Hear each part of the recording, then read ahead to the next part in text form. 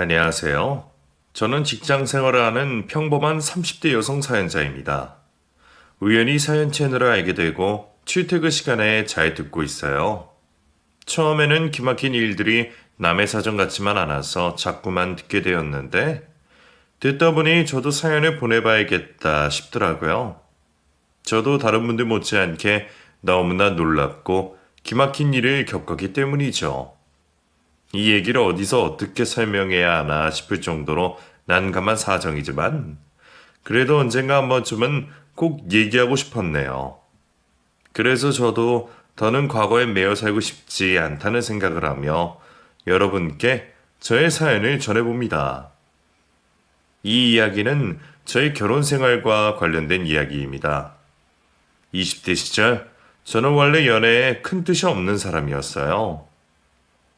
어릴 적 멋모르고 만났던 남자들 때문에 너무 상처를 받았던 탓인지 괜히 마음 쓰고 감정 소모할 바에는 연애고 결혼이고 안 하고 혼자 살아야겠다 싶더라고요. 그래서 연애는 말고 운동이나 배워보자는 심정으로 운동 동호회에 들어가게 되었습니다. 제가 의지 강박인 면이 있어서 혼자는 도저히 운동할 마음이 나지 않아서 다 같이 하는 모임에 들어가게 되었던 거죠. 비슷한 또래의 남녀가 섞여 있던 그 모임은 모두들 활기차고 친절해 보였어요. 다행히 다들 친구처럼 지내는 분위기라 운동하기에도 좋고 마음도 편했었죠. 그런데 그 중에서 유독 한 사람이 처음부터 제게 관심이 있어 보였습니다. 운동을 하면서 중간중간마다 자꾸만 저를 쳐다보는 것 같았고 쉬는 시간마다 어디선가 나타나서 제게 물을 건네고 직접 챙겨온 간식을 챙겨주곤 하더라고요. 다른 사람들에게는 안 그러는 것 같은데 유독 저한테만 그러는 모습이 누가 봐도 제게 이성적 관심을 보이는 모습이었어요. 보통 사람이라면 누가 자기를 챙겨주는 게 싫지 않을지 모르겠지만 아무 사심 없이 운동을 하러 와서 연애 생각도 딱히 없는 제게 그런 관심은 부담이기만 했죠. 그 사람이 부담스러웠던 저는 그 남자의 뻔한 관심에도 일부러 더 무심하게 굴었습니다. 괜히 미안해서 자꾸 받아주고 여지를 주는 것보다는 단호하게 하는 게 그 사람에게도 저에게도 좋을 거라 생각했거든요. 그렇게 제가 자꾸 자리를 피하고 싫은 티를 내서 그런지 그 사람도 어느 날부터는 제게 관심을 끄는 듯 거리를 유지하더라고요. 그런데 관심을 보이던 사람이 갑자기 관심을 꺼서 그런 건지 그때부터 오히려 제가 그 사람에게 관심이 가기 시작했지 뭐예요. 알고 보니 그 사람이 저와 취향이 상당히 비슷하다는 걸 알게 되었거든요. 운동이 끝나고 모임 사람들끼리 다 같이 모여 얘기를 할 때면 그 사람은 꼭 제가 관심을 가질 만한 주제를 꺼내곤 했었어요. 혹시 이번에 독립영화 나온 거 본 사람이 있어요? 독립영화? 글쎄, 나는 독립영화 어렵기만 하고 재미가 없더라. 재한 씨 그런 거 좋아해요? 네, 저 독립영화나 비주류 영화 좋아해요. 이번에 나온 그 독립영화도 참 좋더라고요. 저 봤어요. 근데 그거 워낙 비주류라 상영관도 별로 없었는데 그걸 보신 사람이 있었구나. 어, 나영 씨도 보셨어요? 되게 재밌지 않아요? 제가 원래 그런 거 즐겨서요. 그래서 때 되면 소규모 영화제들도 찾아다니고 못 구하는 DVD들도 수집하고 그래요. 보통 사람들은 좀처럼 즐기지 않는 취향점들이 저와 묘하게 맞아떨어지는 기분에 저는 재환 씨를 다시 보게 되었습니다. 재환 씨는 정말 놀랍게도 저와 비슷한 모습이었습니다. 제가 좋아하는 커피나 책이나 심지어는 저와 영화 취향도 비슷한 것 같았죠. 게다가 모임에서 만날 때는 운동복 차림이라 사복 취향은 몰랐는데 나중에 사석에서 만날 때 보니 패션도 저랑 비슷하게 닮은 구석이 있더라고요. 마치 오래된 연인처럼 말이죠. 세상에 이렇게 비슷한 취향이 있을 수가 있나 싶을 정도로 잘 맞는 사람이었어요. 그래서 연애 생각이 없다던 저도 그 사람에게 점점 관심이 갈 수밖에 없었습니다. 그렇게 저와 닮아 있는 그 사람에게 점점 호감이 생긴 저는 제아씨와 조심스럽게 알아가기 시작했습니다. 제가 그 사람에게 호감을 보이자 제아씨도 다시 제게 적극적으로 마음을 표현했죠. 그리고 조금씩 알아가기 시작했던 저희는 얼마 뒤 연인이 되었어요. 오랜만에 연애에 저는 무척 설레고 기대가 많았습니다. 처음에는 많은 부분이 비슷해서 사귀기만 한다면 좋을 거라 생각했는데 막상 사귀게 되니 오히려 실망스러운 부분들이 눈에 더 띄기 시작했어요. 사람 사이가 취향만 잘 맞는다고 다 되는 게 아닌 건지 가까워질수록 알게 되는 재한 씨의 모습들은 제 기대와 많이 달라 보였습니다. 운동을 열심히 하기에 건강관리도 열심히 하고 담배도 안 피는 줄 알았는데 저 몰래 담배를 피는 건지 옅은 담배 냄새와 함께 코트 주머니에 담배가 들어있는 게 보이더라고요. 담배를 피우는 걸로 다 큰 성인을 나무랄 순 없지만 저는 개인적으로 담배를 피우는 사람이 달갑지 않았습니다. 그래서 사귀기 전에 혹시나 싶어 물었을 때는 담배를 피지 않는다 그러더니 저한테 거짓말을 했나 싶었죠. 차라리 솔직하게 말해주지 괜히 숨기는 듯한 모습에 실망이 이만저만이 아니었죠. 하지만 그런 실망은 오래가지 않았습니다. 신기하게도 다음번 만남부터는 담배 냄새는커녕 담배 흔적조차 보이지 않더라고요. 혹시나 내가 싫어하는 걸 알고 끊은 건가 싶어서 저는 재한 씨에게 조심스럽게 물어보게 되었어요. 재환 씨, 혹시 담배 끊은 거야? 나 때문에? 응? 끊다니? 나 원래 담배 안 피잖아. 그래? 난 재환 씨가 담배 피는 줄 알았는데. 나 사실 저번에 재환 씨 주머니에서 담배 봤었어. 종종 담배 냄새도 나고 그래서 알고 있었거든. 차라리 솔직하게 말이라도 해주지. 괜히 숨겨서 좀 속상했어. 아니야. 나 정말 담배 안 펴. 그때 그건 회사 동료가 두고 간 담배를 챙긴 거야. 냄새는 일하다 보면 흡연자들이랑 동석하기도 하고 아마 그래서 냄새가 났던 거 아닐까? 재한 씨는 자기는 원래부터 담배를 핀 적 없다며 설명을 했습니다. 저는 이상하기는 했지만 본인이 그렇다니 그냥 그 말을 믿었어요. 그런데 그 후로도 종종 그런 비슷한 일이 있곤 했습니다. 신기하게도 제가 재한 씨에게 실망했다 싶은 부분들이 보이면 다음번에 보면 감쪽같이 달라져 있더라고요. 그럴 때마다 저는 바뀐 모습에 놀라서 물었지만 그때마다 재환 씨는 자기는 원래 그랬다며 제가 오해하는 거라 말하곤 했습니다. 내가 정말 오해를 한 건지 아니면 재환 씨가 거짓말하는 건지 이상하다 싶은 생각이 들기도 했지만 저는 좋은 게 좋은 거라 생각하며 재환 씨의 만남을 이어가게 되었어요. 다행히 초반의 실망감과 달리 재환 씨는 만나면 만날수록 좋은 사람이었습니다. 연애 초반에 괜한 걱정을 했나 싶을 정도로 말이죠.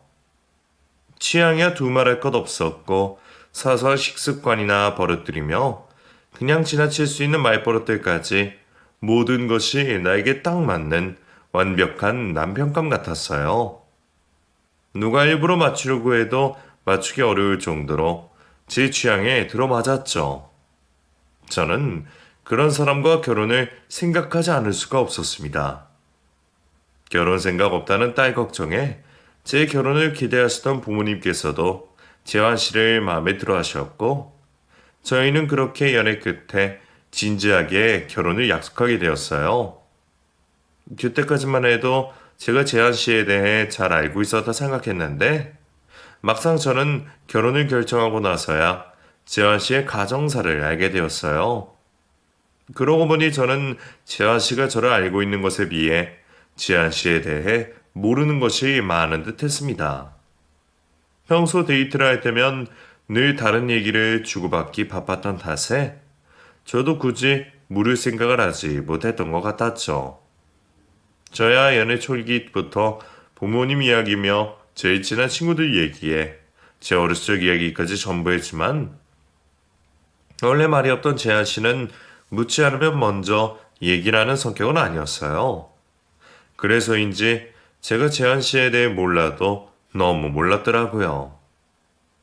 재환 씨가 홀어머니 밑에서 자랐다는 얘기를 결혼할 때가 되어서야 알게 된 저는 솔직히 놀랄 수밖에 없었습니다. 왜 당연히 부모님이 두 분 다 살아계실 거라 생각했는지 몰랐던 남자친구의 사정에 괜히 미안한 심정이었어요. 그런데 저희 집에 결혼 약속을 받고 다음날 재환 씨는 더 놀라운 얘기를 하더라고요. 그래서 재한 씨네 집에는 언제 가? 어머니가 나 마음에 들어 하실지 너무 걱정되네. 그게 나영아, 내가 말 못한 이야기가 있는데 말이야. 화 안 낼 거라고 약속해 줄래? 뭔데 그래. 괜히 무섭게 뜸들이지 말고 얼른 얘기해봐. 우리 사이에 숨길 게 뭐가 있다고. 그 우리 어머니 말이야. 사실 어머니가 몸이 좀 안 좋으셔. 그래서 의식 없이 누워 계시거든. 진작 말했어야 하는 건데 어떻게 설명해야 할지 몰라서 말을 못했어. 늦게 말해서 미안해. 처음 듣는 시어머니의 사정에 저는 깜짝 놀랐어요. 어머니가 의식 없이 누워만 계시다니. 시어머니와의 만남을 기다리던 제게는 청천벽력 같은 일이었습니다. 하지만 그렇다고 해서 그런 일로 파혼을 고민한다거나 결혼을 약속한 남자친구에게 화를 낼 수는 없었어요. 미리 얘기를 하지 않은 건 섭섭할 일이었지만 정작 당사자는 그 말을 꺼내기까지 얼마나 힘들었을지 생각하니 화를 내기도 어려웠죠. 그래도 이런 얘기는 해줬어야지. 설마 내가 그런 일로 결혼 안 하겠다고 할까봐 걱정한 거야? 그것도 그렇지만 이제 와서 솔직히 말하면 우리 결혼해도 내가 어머니 모셔야 해. 나 말고는 다른 가족이 없잖아. 그렇다고 아프신 어머니를 요양병원에 보낼 수도 없고. 물론 그렇다고 나행이 너한테 부담을 줄 생각은 아니야. 어머니 간병은 처음부터 끝까지 내가 다 할 거고 어머니는 의식 없으시니까 방에만 계실 거야. 살면서 절대로 너 불편하게 하거나 걱정시킬 일 없어. 그렇다고 해도 어떤 여자가 시어머니 모시고 사는 걸 좋아하겠어. 너한테 미안해서 말하기까지 몇 번이나 고민했는지 몰라. 늦게 얘기를 한 것은 당황스러웠지만 결혼할 사이에 그 정도 신뢰는 있었습니다. 그래서 저는 남편을 이해하고 결혼을 하기로 결심할 수밖에 없었죠. 그리고 약속대로 저는 아프신 시어머니를 모시고 시어머니와 남편이 살던 집에서 신혼을 시작하게 되었습니다. 외동아들인 남편이 홀어머니를 모시는 게 당연했기에 저는 다른 선택사항 없이 시어머니를 모시게 되었지만 남편은 그마저도 제게 미안해하는 듯 했습니다. 그래서 그런지 결혼 후 한 번도 제게 시어머니의 간병을 부탁하거나 하는 일 없이 낮이고 밤이고 늘 혼자 시어머니를 챙기곤 했어요. 저는 결혼 전에 아무리 약속을 했었어도 이제는 부부가 되었으니만큼 앞으로의 고난을 나눠야 한다 생각했는데 남편은 무슨 이유인지 절대로 제게 시어머니를 부탁한 적이 없었어요. 여태 나 혼자 한 건데 이제 와서 당신한테 시킬 이유가 뭐가 있어. 우리 어머니니까 내가 직접 하는 게 맞지. 그래도 우리가 결혼했으면 이제는 내 시어머니이기도 하잖아. 부부 사이에 내외하는 것도 아니고 나도 돕는 게 맞지. 그동안이야 어머니한테 자기밖에 없었으니까 자기 혼자 해야 했지만 이제는 나도 있고 당신도 혼자가 아니잖아. 간병하는 게 쉬운 일도 아니고 매일 혼자 고생하는 게 안쓰러워서 그래. 그래. 나도 간병이 힘든 거 아니까 당신한테 안 시키려고 그러는 거야.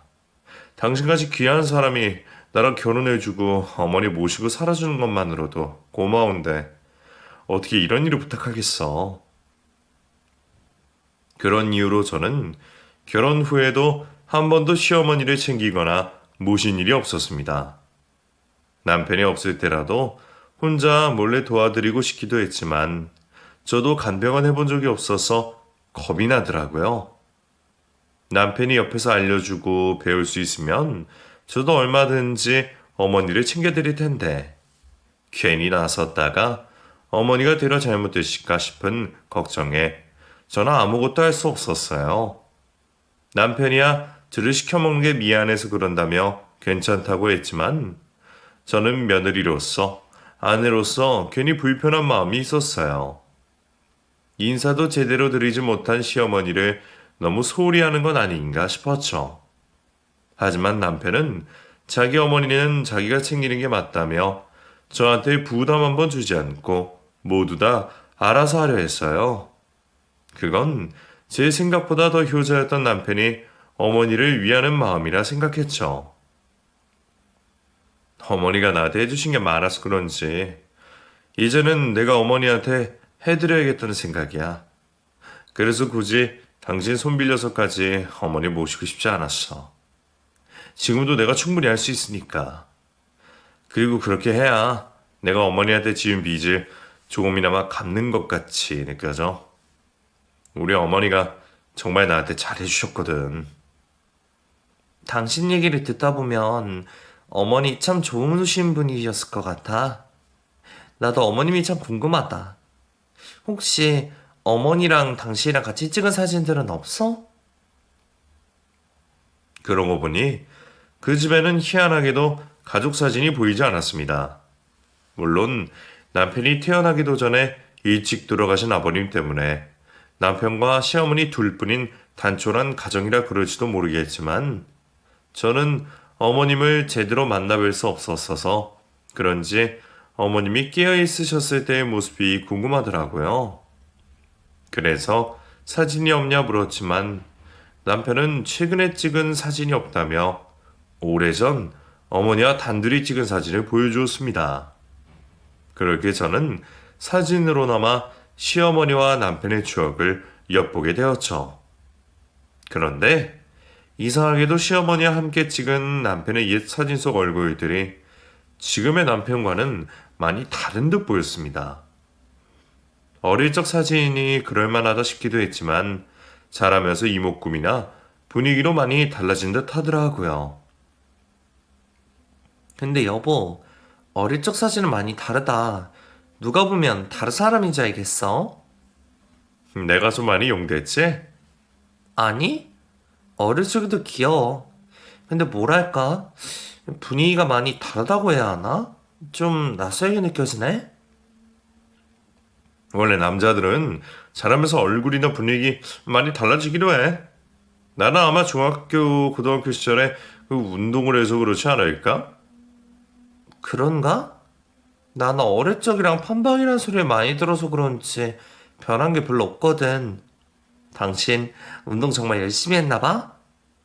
뭐, 그렇지. 남자는 등치가 있어야 하니까. 어릴 적에는 저렇게 귀엽고 약하게 생겨서 괴롭힘을 많이 당했거든.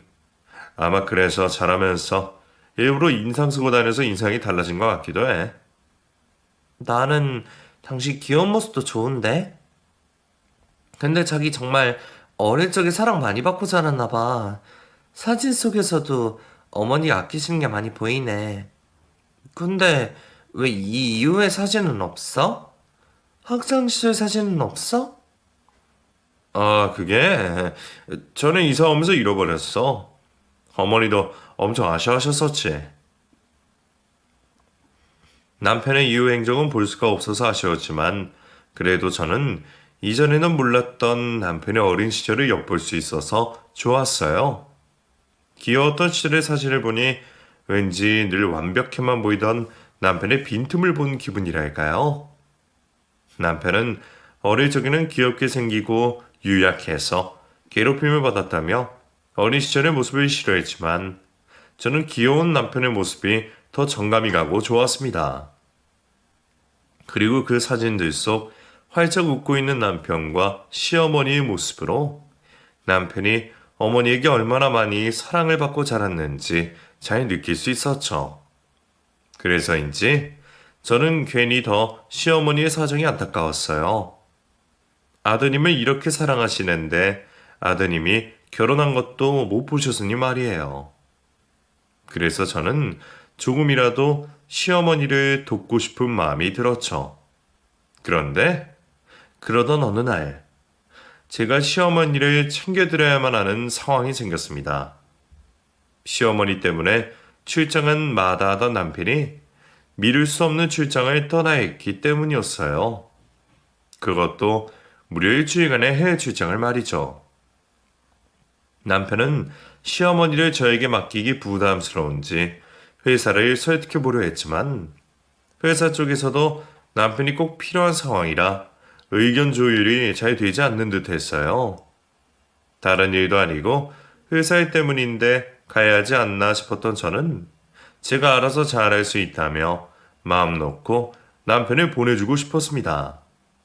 하지만 남편은 어쩐지 저를 못 믿어하는 듯 했죠.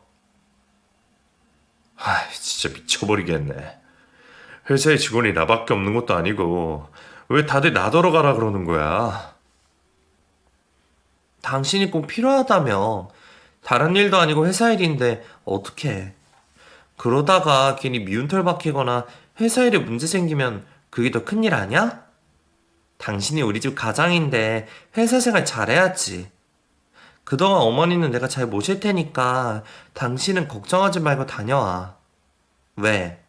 내가 그렇게 못 믿어? 아니, 당신이 못 믿었기보다 내가 불안해서 그렇지. 어머니 아프시고서 어머니 옆에 떠난 적도 없고 그동안 내가 챙긴 게 있었으니까 아무래도 내가 있어야 할 것 같은데. 여보, 이참에 잘 생각해봐. 우리 결혼 생활하면서 이런 일 또 없겠어? 당신이 다치기라도 하거나 사정이 생기면 내가 어머니 대신 챙겨야 될 텐데 그때는 어떻게 하려고 그래? 그때 가서 서로 당황하고 걱정할 바에는 지금부터라도 내가 천천히 어머니 모시는 거 배우고 당신 도와주는 게 좋지 않겠어? 나 당신이 걱정할 만큼 모질이 아니야. 간병은 처음이지만 당신이 가르쳐주는 대로 잘할 수 있다고. 그러니까 너무 걱정하지 말고 나 한번 믿어봐. 어? 그래, 당신 말이 맞아. 어쩌면 내가 당신 마음을 너무 몰라줬나 싶기도 하다. 그럼 이번만 좀 부탁할게. 저의 끝없는 설득으로 남편은 겨우 마음을 다잡고 출장을 떠나기로 결심했습니다. 물론 떠나기 전날까지 제게 주의사항을 몇 번이나 가르쳐주고 제가 제대로 하는지 수십 번이나 또 당부를 하고서야 떠나지만 말이에요. 그래봤자 각각 어머니를 닦여드리고 제때에 약을 드리는 것밖에 없는데 뭐 그리 걱정을 하나 싶었지만 워낙 효자였던 남편이 어머니와 떨어지는 게 불안한가 보다 하며 저는 남편의 당부대로 시어머니를 잘 모시기로 마음먹었습니다. 다행히 처음 며칠간은 별일이 없었어요. 괜히 시어머니가 걱정된 탓에 제가 퇴근을 앞당기기도 했고 저도 혹시나 싶어서 자기 전까지 시어머니를 유심히 지켜보곤 했었습니다.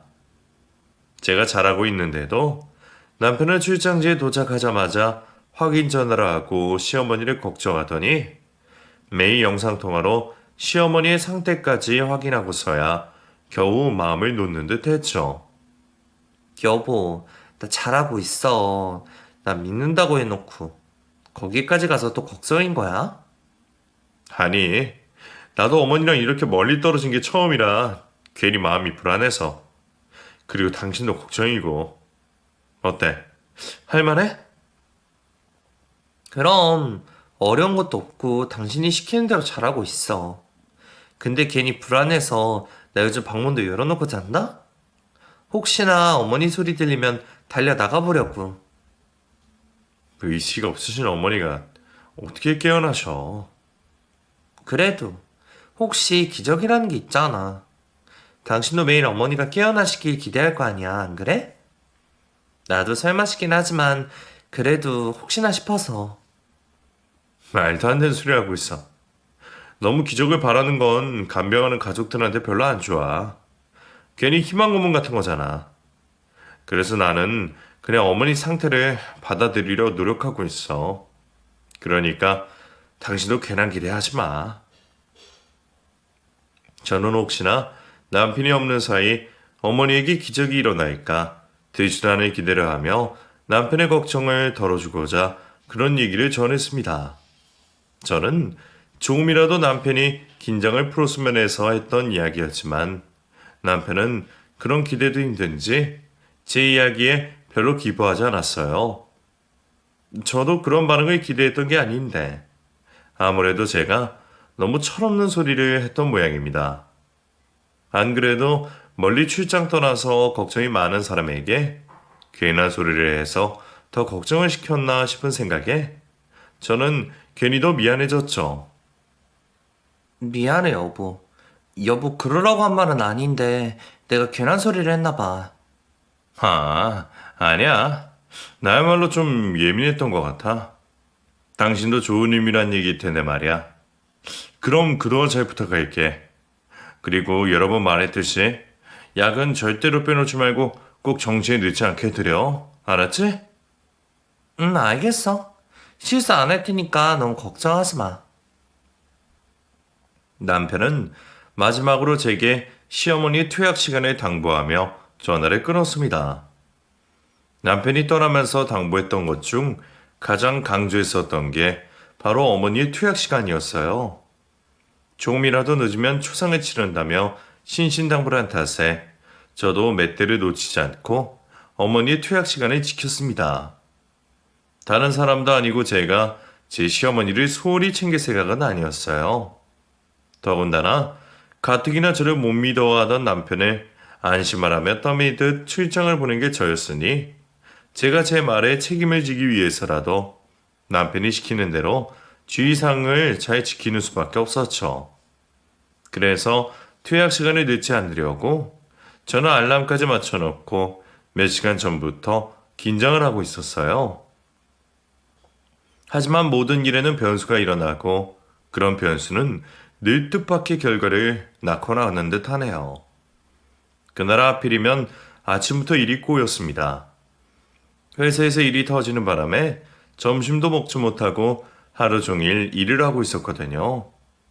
그렇게 정신없이 일을 하다 보니 시간이 그렇게 된지도 몰랐어요. 그래서 평소보다 조금 늦은 시간에 퇴근길에 나서게 되었지만 다행히 그때까지는 여유가 있었습니다. 그런데 하필이면 그날따라 지하철이 연착되어 버렸고 마음이 급해 지하철에서 버스를 타러 나갔더니 시위 인파로 길이 전부 막혀 있더라고요. 이걸 어떻게 하나 싶었던 저는 결국 택시를 타고 집으로 달려가게 되었습니다. 하지만 퇴근길 도로는 너무나 막혔고 택시 안에 타 있던 저는 막히는 도로를 보며 눈을 질끈 감을 수밖에 없었습니다. 투약 시간을 놓치면 어머니 상태가 위중해질 거라며 신신당부를 했던 남편의 말이 떠오르며 불안감을 감출 수 없었죠. 하지만 막히는 길 위에서 저는 결국 어머니의 투약 시간을 놓치고 말았어요. 큰일 났다 싶어 불이 나게 집으로 뛰어가 어머니의 상태를 살피려는데 그때 시어머니께서 깨어나신 게 아니겠어요. 너무 놀란 저는 제가 꿈을 꾸는 줄만 알았습니다. 투약 시간이 늦으면 큰일 난다는 남편의 말 때문에 혹시라도 내가 어머니의 상태를 위급하게 만든 건 아닐지 걱정을 하고 있었는데 어머니가 위급해지신 게 아니라 눈을 뜨고 계시다는 게 저는 놀라울 수밖에 없었어요. 어머니? 지금 깨어나신 거예요? 저 보이세요? 아가씨, 지혜환이 어디 있어? 예? 남편은 지금 출장에 떠났어요. 일주일 동안 해외 출장에 가게 돼서 제가 어머니를 대신 모시게 된 거예요. 아, 저 모르시겠구나. 저는 아드님이랑 결혼한 김나영이라고 합니다. 제가 어머니 며느리예요. 시어머니가 눈을 떴다는 사실에 감격하고 놀라던 저는 무슨 얘기부터 해야 하나 횡설수설하며 짤막한 제 소개를 먼저 꺼냈습니다. 어머니가 의식이 없으신 동안 무슨 얘기라도 들리셨는지 모르겠지만 그동안 어머니를 지켜봤던 저는 시어머니가 너무나 반가웠어요. 하지만 며느리라 말하는 제 소개에 어머니는 얼굴을 찌푸리시며 다른 이야기를 하셨습니다. 아가씨, 잘 들어. 나 걔 엄마 아니야. 예? 그게 무슨 말씀이세요, 어머니? 지한 씨가 그동안 어머니 걱정 많이 했었어요. 어머니 혹시 지금 정신이 없으세요? 여기가 어딘지는 아시겠어요? 혹시 정신 없으셔서 그러신 거면 제가 지금 당장 의사를 부를게요. 병원 가서 검사 받아봐요. 아, 그럴 게 아니라 재한 씨 목소리부터 들어보실래요? 어머니 깨어났다는 거 재한 씨가 들으면 정말 좋아할 거예요. 어머니도 아드님 소식이 제일 궁금하시겠죠? 아니야, 하지 마. 걔 내 아들 아니야. 아가씨, 나 정신 멀쩡해. 여기는 내 집이고 내 아들은 따로 있어. 그게 무슨 말씀이세요? 재한 씨가 어머니 아들이 아니라뇨. 그 약 때문에 내가 의식 없이 잠만 자고 있었던 거야. 그놈이 내가 어디가 아프다 그랬는지, 내가 왜 자기 엄마라 그랬는지 모르겠지만 나는 그런 놈 낳은 적도 없고 어디 아픈 적도 없는 사람이야. 오늘처럼 약을 제때 맞지 않았더라면 진작 일어나서 자유롭게 살았을 텐데 그놈의 약 때문에 정신을 못 차리고 그동안 꼼짝도 못했지. 이재환 그놈이 내 집이랑 내 재산을 탐내고서 나를 이렇게 만든 거라고. 저는 제 시어머니인 줄 알았던 그 아주머니의 말씀에 깜짝 놀랄 수밖에 없었습니다. 처음에는 어머니가 오래 누워있다가 깨어나셔서 정신없이 헛소리를 하시는 줄 알았는데 구체적이고 앞뒤가 맞는 이야기에 저도 어머니의 이야기를 허투루 들을 수가 없었어요. 정말 제가 그 약을 제때 투약하지 않아서 벌어진 일인지 모르겠지만 어머니는 이전과 달리 점점 정신이 드시는 듯 했습니다. 저는 놀라신 어머니께 물을 한 잔 가져다 드렸고 어머니는 숨을 고르셨습니다. 그리고 정신이 또렷해지시는지 이전의 기억들을 전부 떠올리시며 제게 보다 정확한 이야기를 해주셨죠. 이지환이는 우리 집에 새 들어 살던 총각이었어. 내가 우리 집에 옥탑에 새를 놓았는데 거기 들어온 세입자였지. 처음 만났던 게 20살 때였어. 이 고아원에 지내다가 막 퇴소했는데 돈이 많이 없다고 월세를 좀 깎아주면 안 되겠냐 그러더라고. 나도 여의치는 않은 사정이라 난감하긴 했지만 딱 우리 아들 또래 같기에 우리 아들 생각이 나서 깎아주겠다고 했었지. 그래서 그렇게 그놈이 우리 집 옥상에 들어와서 살게 되었는데 고아라는 말을 들으니 나도 모르게 괜히 신경이 쓰이더라고. 그래서 자꾸 밥이고 간식이고 챙겨주고 자주 들여다봤었어. 처음 듣는 남편의 고아원 살이 이야기에 저는 머리를 한 대 맞은 기분이었습니다. 어릴 적부터 어머니 품에서 모자람 없이 사랑받고 자랐다는 남편의 과거는 다 뭐였는지 말이에요. 그런데 그 얘기를 듣고 나니 저는 어릴 적 사진들과 너무 닮지 않았던 남편의 생김새를 떠올릴 수 있었습니다.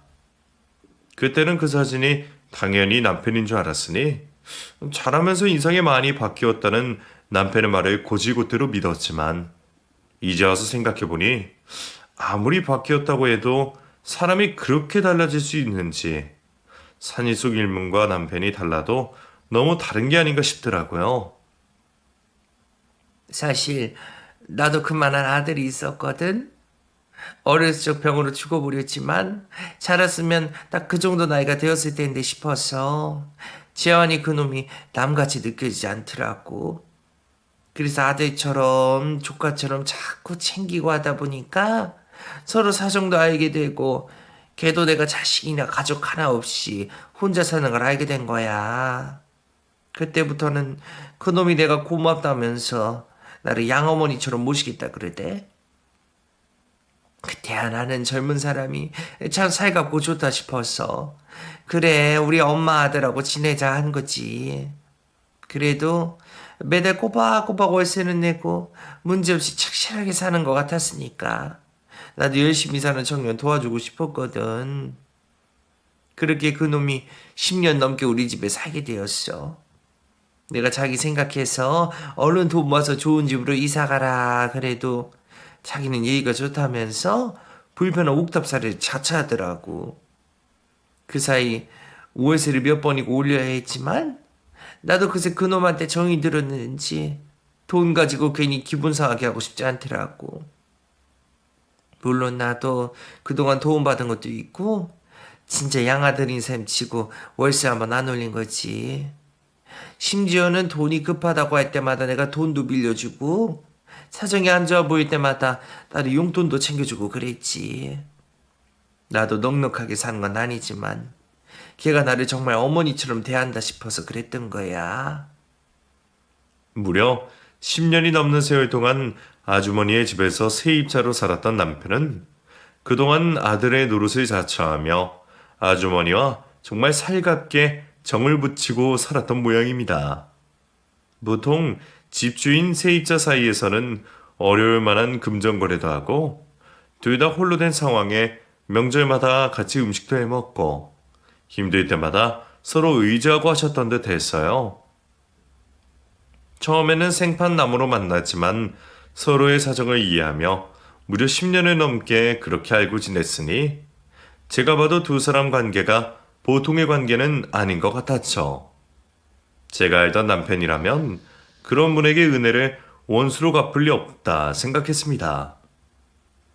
나도 내 아들 같아서 잘해주었던 거지만 그래도 그동안에 정이 있지 않겠어? 아무리 양어머니 양아들이라 해도 남보다는 가까울 사이일 텐데 서로 사정까지 뻔히 알면서 말이야. 그런데 너무 오냐오냐 했는지 그놈이 내 뒤통수를 치려고 내가 베푼 은혜를 원수로 갚으려고 하는 거야. 작년인가? 그놈이 나한테 와서 자기가 결혼을 하게 됐단 말을 하더라고.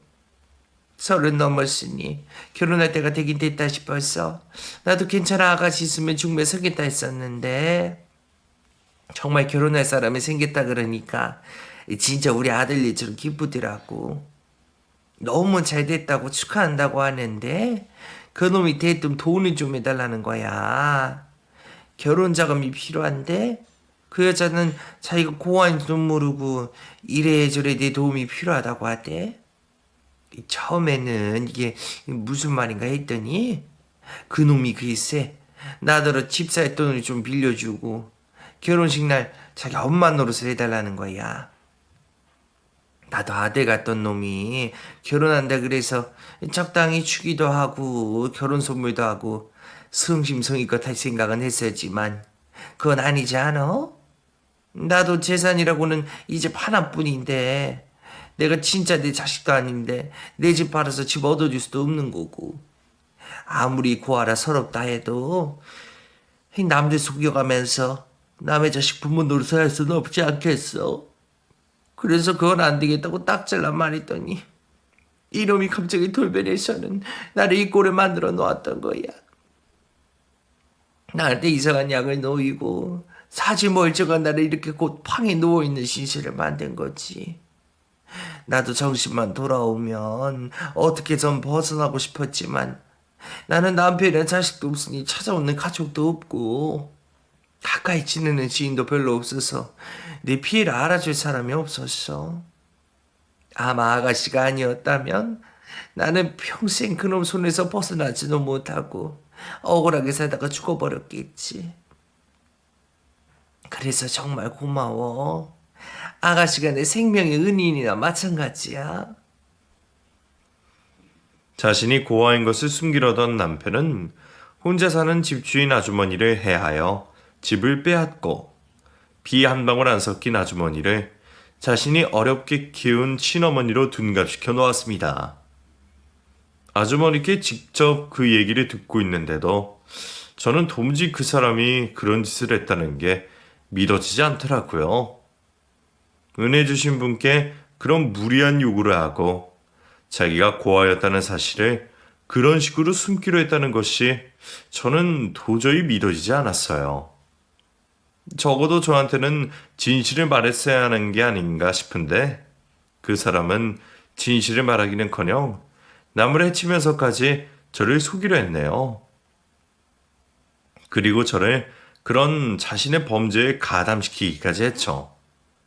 그제서야 저는 제게 절대 간병을 시키지 않고 혼자 어머니를 케어하던 남편의 의도를 알 수 있었습니다. 제가 가까이서 어머니를 지켜보게 된다면 혹시나 자신의 범죄가 들키지 않을까? 그게 걱정되었겠죠. 그래서 여태껏 저를 위한답시고 혼자 일을 벌리고 비밀을 지켰던 것이었습니다. 그리고 출장을 떠나면서도 저를 믿지 못해 걱정을 했던 거겠죠. 만약 그때 남편이 출장을 가지 않았고 제가 그날 투약 시간을 놓치지 않았더라면 그 아주머니의 피해는 영영 드러나지 않았을까 하는 생각에 저는 온몸에 소름이 돋을 수밖에 없었습니다. 그런 충격적인 얘기를 듣고 진실을 전부 알게 된 저는 곧바로 경찰에 전화를 걸 수밖에 없었어요. 남편의 죄를 감싸주는 여자도 있다 그러던데 남편을 향한 제 사랑은 거기까지는 아니었는지 저는 제 손으로 남편을 신고하게 되었네요. 솔직히 말하면 저는 저를 속이고 저까지 범죄에 끌어들인 남편을 도저히 용서할 수가 없었어요.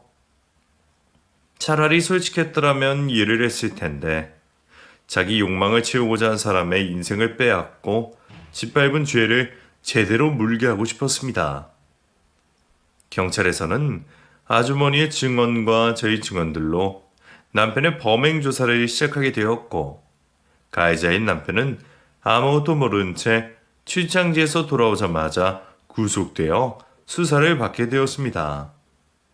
조사를 하면서 그동안 제약회사에 다니던 남편이 자기 회사에서 불법으로 약물을 빼돌려 아주머니에게 투여했다는 것까지 밝혀지면서 납치 감금에 불법 약물 유통과 투여에 대한 죄까지 같이 물게 되었습니다.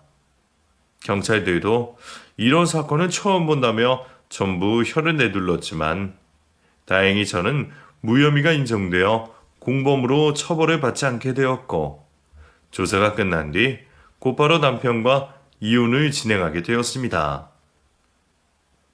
평생 가볼 일 없던 경찰서에 가게 되고 조사까지 받게 된 게 인상 깊어서 그런지 이혼 소송을 준비하는 건 별로 어려운 일도 아니었습니다.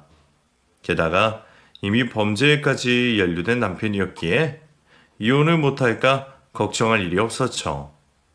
저는 그냥 무사히 헤어지기만 바랄 뿐이었어요.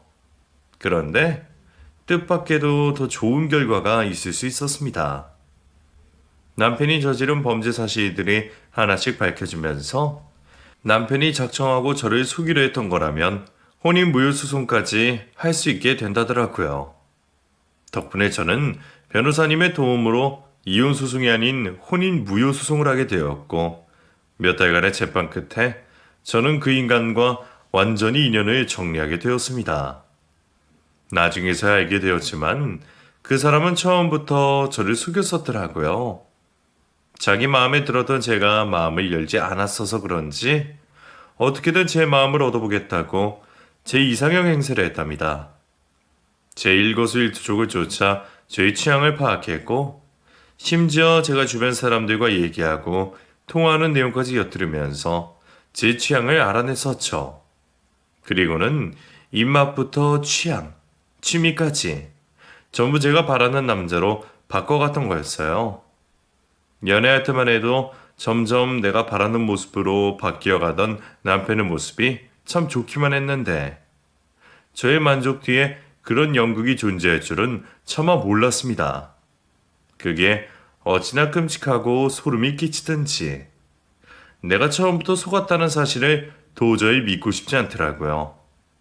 그래도 혹시 남편이 그런 범죄를 저지른 게 가족 없이 고아로 자란 상처 때문에 그런 게 아니었을까 하며 잠시나마 남편의 행동을 이해해보려 했던 저는 그 인간은 그냥 처음부터 끝까지 다 거짓투성이었다며 그 사람의 이야기를 그만두었습니다.